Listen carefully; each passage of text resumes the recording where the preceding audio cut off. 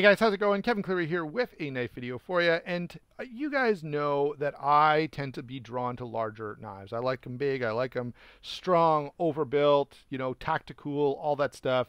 Um, and so that means a lot of the popular EDC knives that everyone is really into, I kind of pass on because I'm waiting for stuff that's a little more like this. Now, sometimes I don't mind carrying something lighter and something more comfortable from time to time if I'm biking or going for a run or whatever.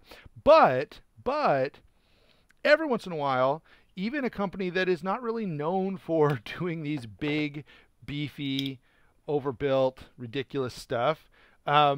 Every once in a while they will come along and put something out that is in a similar size category at least and has some of that same flavor to it. So that's the deal with the Civivi Vexillum.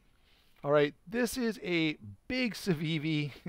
We've got lots of G10, lots of Nitro V steel here. Very, very hand filling, very, very grippy. Okay, this is a knife that really, really connects with me for all of those reasons. Now, there are a couple of things, let me first of all be very clear. I'm not suggesting for a second that Civivi has built an 8010. Okay, in terms of toughness and durability and the knife I'd want if I was gonna, be dropped in the woods and have to survive. Yeah, there's no question I want the 8010. Okay, so let's put that aside right at the beginning, but go on to say if you like something a little bigger and yes, a little overbuilt, a little tougher, this is not a bad option. Okay, is it as good as the Cold Steel Voyager? No. No. Okay, if you want a tank of a knife on a budget, the Voyager is unbeatable.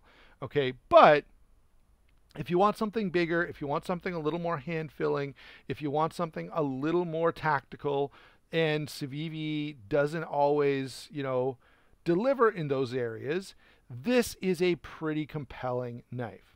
Now, I did say that I wanted to spend some time with this. In my first impressions, I just said, yeah, it's a big knife. The action is nice. The lock is accessible. I kind of went through the typical, here you go. But I didn't really get into, a lot of the use case because I needed to spend some time getting to know this knife. And so now having done that, there's a couple things that I think really stand out. Okay, first of all, it's a liner lock. So again, I'm not arguing that it's as strong as a cold steel or even an axis lock, but I have put this through its paces pretty thoroughly. And I'd wait till I was had this buried in something, 6 layers of cardboard, or cutting up a piece of rubber hose or something, and then wiggle it around to see if I could get some movement to happen. And this liner lock stayed solid the whole time. I never had any issues with any kind of movement. I did some spine wax on this. I did some negative pressure type of stuff on this knife, and never had an issue.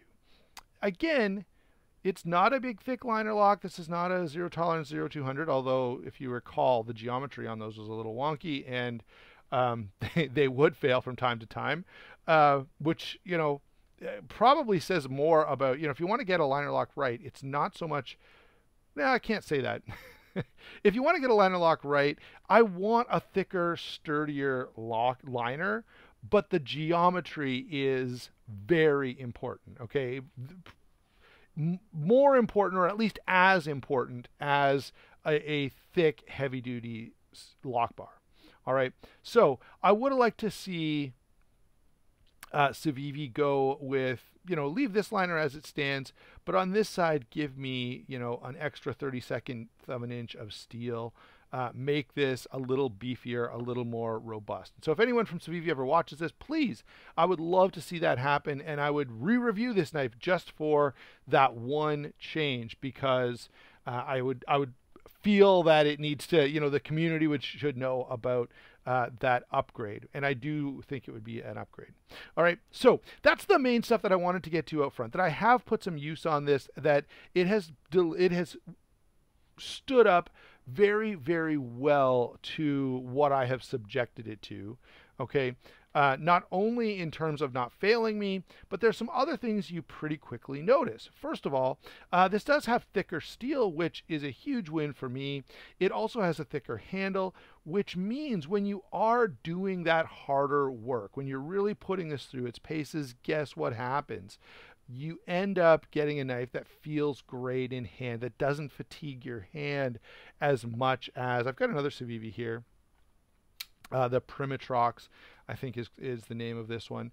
But this, this is fine. Okay, it's going to get some jobs done. It's going to do some work if you need it to do that.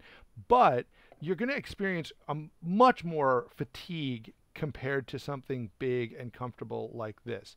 I often talk about the 8010 being like a lazy boy for your hand, all right, because it's just very comfortable and very hand filling. And it is more comfortable than this for sure, but not much more, right? That extra girth really, really makes a difference when it comes down to doing, any kind of real difficult, strenuous work with your knife. And so this really shines in that department. Now, that's not the only place. All right, we've got this nice thick blade stock. We've got this great swale where I can choke up. We also have this beautifully layered G10, which I have to give some credit. We've got sort of gunstock checkering on here, which is really, really cool and really, really grippy. It's a nice, I will say this, it's a nice balance of being very positive traction without feeling like I'm gonna, like I'm holding a sanding block or something. It's really, really good that way. Just kind of strikes a nice balance. There is a bit of jimping here on the spine, and it's okay. It could actually be just a little bit sharper. All right, but in terms of traction, yeah, this definitely does the trick. And if you needed this in a serious situation, I wouldn't be uncomfortable. Okay, I think it's fine for that. Nitro V steel is great. Let's say, I'm trying to come back and work. I know I'm kind of all over the place on this knife, but that's because I want to take a little bit of a different approach, being that this it has all the appearances of a hard use tactical knife, but then it's got a liner lock and a bearing pivot that's single bearing, and so it's not quite there, which means I've got to address those things before I can get to everything else. So now that I've kind of pre-qualified all of that, I want to switch gears, and we've already kind of done that. We've talked about the very comfortable grippy handle. Now the thicker blade stock, again, great. I love to see thicker blade stock. I like that in general. The grind on this is nice and high and very thin behind the edge, especially for a blade that's this thick, which is nice. It's well over 1/8 of an inch. Hold on, let me grab, where'd the Para 2 go? So most of us are familiar with the Para 2, and you can see that we've got a little more steel here than we do on a Para 2.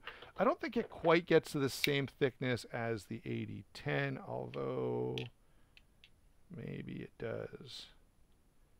The 8010 is just a little bit thicker, but not a whole lot. So if you got an 8010 in your collection, that'll give you a good reference point to kind of gauge where this particular knife is. Deep carry clip, nicely inset, which is what we like to see.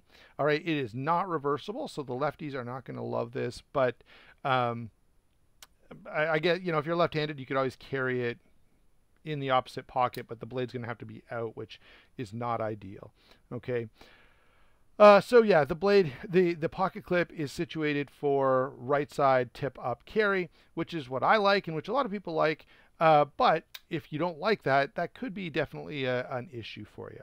All right. Okay, let's go ahead and now I've talked about a bunch of other knives, but I do want to bring in some real comparisons here. Oh, I don't think I talked about I haven't given you all the numbers, okay, but I know I did that earlier in my first impressions, but we're going to do it again. This is 9 inches overall. So this is a large knife. 3 7/8 on the blade, so almost 4 inches. In the closed positions, it is 5 1/4 inches. All right, so it's almost as wide as like a 2x6. Okay, not quite, but almost. 4 1/8 grip area, so we'd expect a big, generous grip area plus a very large usable choil, and it weighs in at 6.1 ounces. So this is not for the faint of heart, but honestly, anything under, I don't know, I don't really care that much about weight, even when I'm carrying a 4-max. Okay, I can notice the 4-max, but to me, if it's under 6 ounces, even if it's under 7 ounces, it's not really worth noting. All right. With the, I guess if you wear like linen dress pants every single day, yes, then you're going to have to care a little more about that. Let me throw in a Spyderco Military, right? This is, a similar size.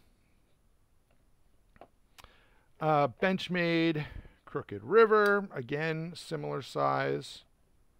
I feel like I have to keep saying this, but I'm not suggesting this is like a direct competitor to these, but it gives you an idea of what kind of ballpark we're talking about here with this knife. This is a substantial knife. Do I have a Microtech MSI nearby? Yeah, I do. So there's a Microtech MSI. And of course, I do think this has got some styling similarity to the Cold Steel Recon 1. Not a whole lot, but certainly, kind of in the same family in terms of, sort of a bent over handle, and this happens to be the draw point, but a clip point blade. Okay, so there's a few comparisons for you. Most of those comparisons I would consider, more tactical, hard use. To give you an example of a liner lock, here is a Rat Model 1. Slightly thicker steel on the liners here compared to here. Not a whole lot, but there's a very slight difference. Okay, so what is my overall take on the Civivi Vexillum? Overall, I think I'm glad it exists in Civivi's lineup. For me, who likes larger knives, it's great. Would I call it like a hard use, tactical, go to war type of option? Not really, because of the liner lock and because of the pivot to a lesser degree. Okay, but it's definitely bigger and stronger and more substantial than your average Civivi. And so if you're looking for that, and if you're a big Civivi fan, and I'm certainly a Civivi fan, okay, but if you want something bigger and a little stronger without going all the way to a Recon 1 or something along those lines, then this could be a great knife for you. The other thing that the other place where I think this shines is if you're someone who uses your knife a lot, and therefore needs a handle that's a little more substantial, that keeps you feeling comfortable for prolonged cutting tasks.